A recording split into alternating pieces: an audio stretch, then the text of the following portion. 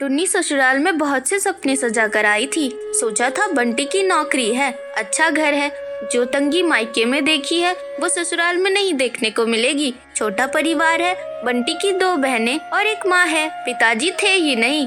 ससुराल में राज करूंगी। कुछ दिन बहुत अच्छे बीते, मगर एक दिन पता चला कि बंटी की नौकरी छूट गई है। सारे सपने धरे के धरे रह गए। अब हम क्या करेंगे बंटी, कहाँ से खर्च चलाएंगे? अभी तुम्हारी 2 बहनों की शादी बची हुई है, कैसे होगा सब?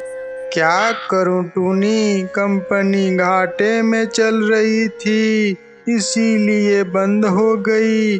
पर तुम चिंता मत करो, सब ठीक हो जाएगा।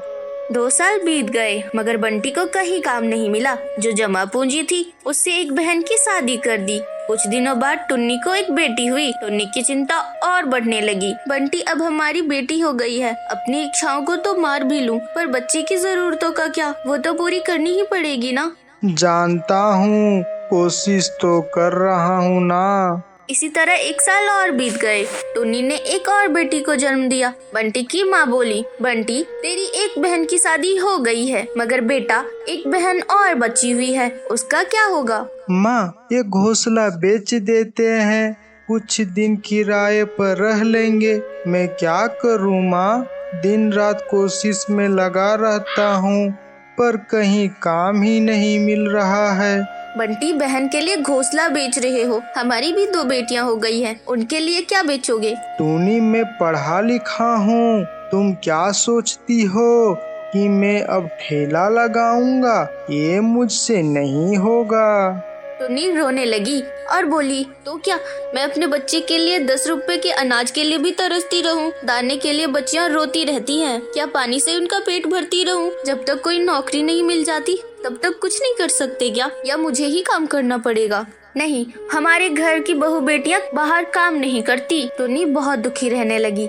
कुछ समय ऐसे ही बीत जाते हैं और घर बेचकर बंटी ने अपनी बड़ी बहन की शादी कर दी। अब तो रोज टुन्नी और बंटी के बीच लड़ाई होने लगी। एक दिन बेरोजगारी से तंग आकर बंटी ने आत्महत्या कर ली। टुन्नी के सारे सपने टूट गए। मैं बिल्कुल अकेले हो गई हूँ। अब जिम्मेदारी टुन्नी के सर पर थी। बूढ़ी सास, अपनी 2 बेटियां और घोंसले का किराया। कुछ आसपास गरीब समझकर थोड़ा बहुत खाना देकर मदद कर दिया करते थे। टुन्नी अपनी सास से बोली, माँ 2 महीने गुजर गए हैं, जो घर का पैसा बचा था वो सब खर्च हो गए हैं। अब मुझे ही कहीं काम करना पड़ेगा। जिस गरीबी में हमारे दिन कट रहे हैं, मैं नहीं चाहती कि मेरी बेटियां भी गरीबी में दिन गुजारे। मगर तू काम करेगी क्या? बहू, अपना कुछ काम करने के लिए पैसा भी तो चाहिए। कोई बात नहीं माँ, कोई तो मदद कर ही देगा। टुन्नी ने सब रिश्तेदारों से मदद मांगी, पर किसी ने कोई मदद नहीं की। सब ये सोचते थे कि ये इतनी गरीब है कि अगर पैसे दे दिए तो कहाँ से चुकाएगी। मायके से भी किसी भी प्रकार की मदद नहीं मिली। टुन्नी निराश हो गई और दुखी होकर रोने लगी।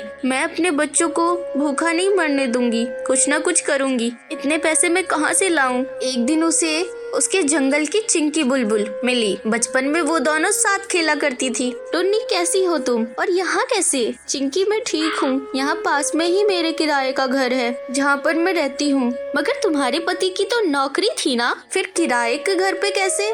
मेरे पति अब इस दुनिया में नहीं रहे। अब मैं बहुत गरीब हूँ और बहुत गरीबी में मेरे दिन गुजर रहे। कोई काम भी नहीं कर पा रही हूँ। मेरे पास केवल 1000 रुपए है, उसमें मुझे घर का खर्च भी चलाना है और किराया भी देना है।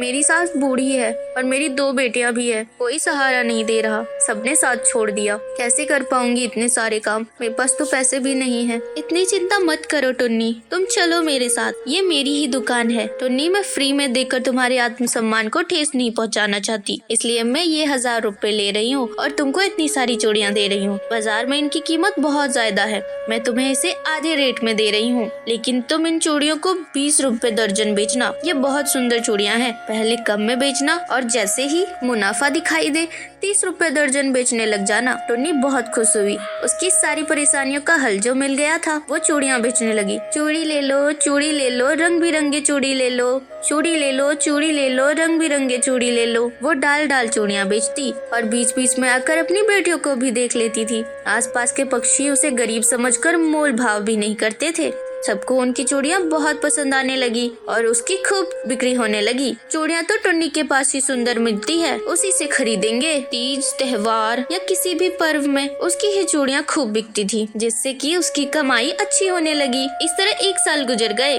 टुन्नी के अच्छे दिन आने लगे थे। टुन्नी एक दिन बुलबुल से बोली, बुलबुल बहन, तुम्हारा बहुत बहुत धन्यवाद। तुम्हारी वजह से मैं आज अच्छा जीवन यापन कर पा रही हूँ, नहीं तो भूखे मरने की नौबत आ गई थी। ये तो तुम्हारी मेहनत है टुन्नी, मैंने कुछ नहीं किया। तुम जितना मेहनत करोगी उतना ही अच्छा फल मिलेगा। इसलिए कहते हैं मेहनत करने वालों की कभी हार नहीं होती।